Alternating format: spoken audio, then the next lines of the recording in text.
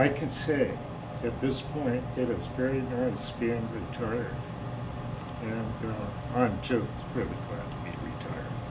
But anyway, in all the health things I've been through, I'm doing good. But man, last week, no, I'm doing good now. But I can't work full days. You know, I can't do that. I think I can do 4 hours or something like that, if I have to.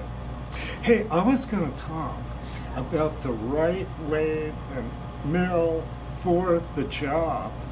And a couple of videos back, I was in a shop that builds German car motors and even performance stuff too. And in that shop, there was a Bridgeport and what was it? It was a Grizzly 13 by 40 gearhead lathe, and that was the perfect lathe for that shop. Now, this Monarch 10EE would not have been a really good lathe for a number of reasons there. For one thing, everything that he had to do on that lathe didn't require tense accuracy. And this machine needs meticulous care in clearing the nose, or it'll damage it.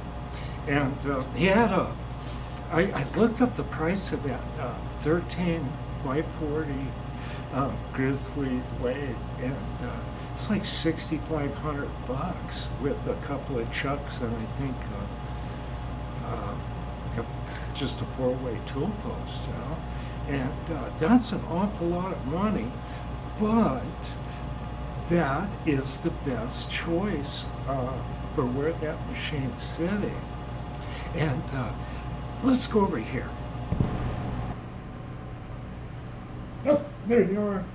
Hey, I was talking about being at that engine building shop that builds German automobile motors, and what he had for machine, and he had a Grizzly 13 by 40, a Bridgeport, and behind me was a Sun and Hone and a good surface grinder. Well, this lathe here, well, would not be a very good lathe in that situation, because it's just too heavy. You know, he didn't need anything this heavy, and it would slow things down. And as far as, like, you know, the Bridgeport and stuff like that, this horizontal milling machine would be a terrible burden. And but the nature of the work he does here, you know, he's got things dialed in, and he doesn't really need a tool and cutter grinder. So everything's sitting there that he needs, and he does hire people to run those machines at times.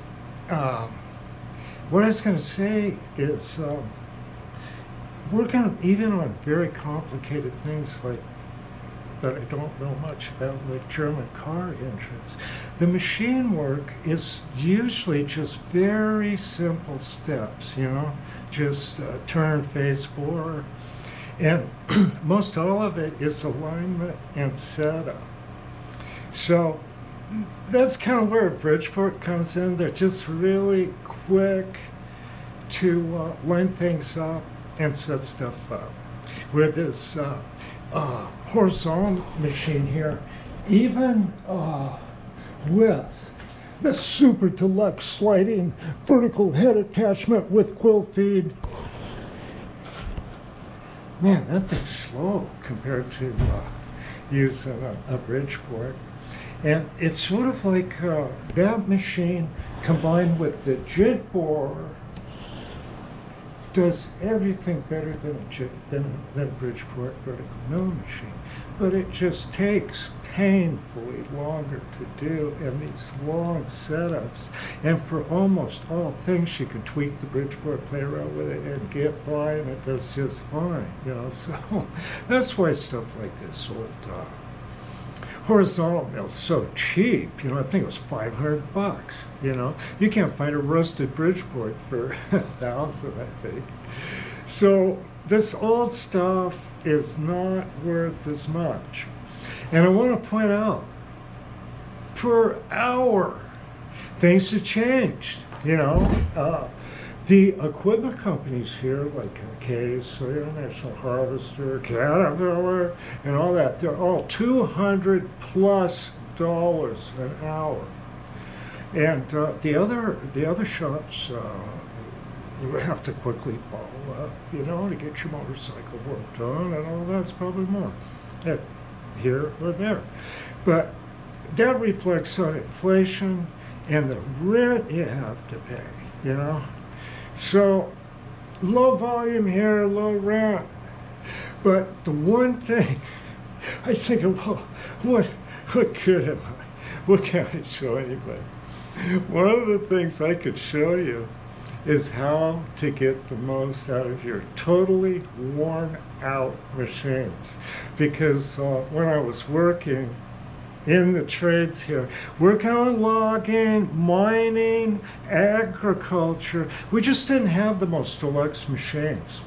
And I was telling the blade the other day, and I was talking to him, I think it was him, that the local machine shop here that was downtown, was there since the 1800s, closed in about 2000, 2001, and they never got a vertical mill.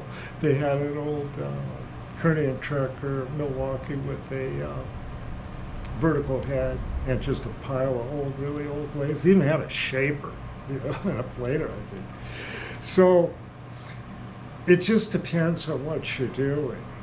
So I just thought I'd point that out, that even a 10 EE would not do that engine building shop very much good. It would end up being a burden when the little Grizzly worked out just fine. And I'd have to tell you, looking at that Grizzly, so it kind of got out of whack because a test bar, a commercial test bar, was used to adjust the tailstock with the headstock, and it is a faulty tool. So I just cut a piece of metal and straightened it up that way. But surprisingly, I was surprised on how good that Grizzly 13x40 little geared head lathe was. It was really, really surprisingly good, and it worked just fine in that circumstance. So I can help you get the most out of your totally worn out machine and get the most out of your jig bore and super precision tool room lathes. Totally at other ends of the spectrum. That leaves you in the middle, so you got to figure that out. I'll come back in a second. Hey, I was talking about that automotive-based little machine shop I was in and the things they do there. But, it's very complicated with what happens there with those motors. I mean, everything is just really thorough. One of the things I would have liked to shown is on a bench, he must have had a dozen dowel bore gauges just lined up for a specific purpose. It was pretty interesting. But myself, I'm gonna mention this, and it's happening more and more. And I knew it was going to happen when I was in the motorcycle business. In the 90s, Harley Davidson came out with electronic fuel injection and a magic box with chips in it to tell it to do its magic stuff. Well, it's better for gas mileage and stuff like that, and that evolved into them totally getting rid of the carburetor for a lot of reasons too, like air pollution stuff. They had to make just all these complications. Well, it got to a point to where a bike, I don't know how many years ago, let's say less than 20 years ago, that the bikes became so intertwined with these electronics that this one module, controls the turn signal. And if that goes out, it signals the bike not to start, because it's dangerous to ride your Harley without a turn signal. So you're dead in the water. Now here's the problem. They're out of those boxes for the turn signal. And there's no plans to make any more because of chip shortage. And I think that's happening a lot with a lot of automotive stuff, you know. Now, this is the ironic thing about it, you know. Well, the newest Harley they have is $56,000. And I mean, it's got a key fob. You push the button and the little trunk lids pop up. And, you know, I tell you, being around motorcycles for a long time, they're kind of out in the weather a lot. At least they used to be. And electronics don't last very long. But I'm going to show you the way it used to be. And the electronics and carburation was much simpler. But, you know, they had a lot of other problems with poor materials at the time within the engines. But let's have a look at some really old technology that can be applied right now. No kidding. Now, this is as simple as it gets for powering a motorcycle. What we have here is a Joe Hunt magneto. They're also made by Fairbanks Morse. And that's got everything. It's got the points, it's got the power generation to fire the plugs. It's just driven like a distributor. And for carburation, we have a genuine blinker, solid brass carburetor, featuring convenient choke lever. See? And here's the throttle. Here's your float ball. And plumbing. Now this is, they should come back with this, right? Actual plumbing fittings to hook to the cylinders. Well, with my trickiness, I can take a Harley made sometime in the 2000s and adapt these things to it and make it run without a battery. But that's just kind of how things are now, you know. And it's a real difficult thing with vehicles. And I'll tell you, folks, if you're shopping for used stuff, really research it and make sure you can keep stuff running. But I thought I'd throw that plug for old and forgotten technology. You can make a modern Harley run with a magneto, solid brass, linker carburetor, axles and lathes, old milling machine. It can be done. I thought you might get a kick out of that. But I don't know what to tell you. And there's young people watching this channel. I'm not very good with computers, and I was pushing some buttons. And I saw there's a pretty healthy percentage of people 25 and younger watching this channel. I was really quite shocked. And, you know, I'm here to corrupt. But, you know, I wanted to point out, too, like at that motor build shop, that's a job for somebody that can do it. You know, they can do the basic stuff. The guy that has the shop will tell you what to do. You know, like he'll go, yeah, face this thing off, drill these holes or something, you know. And that's kind of how to get started.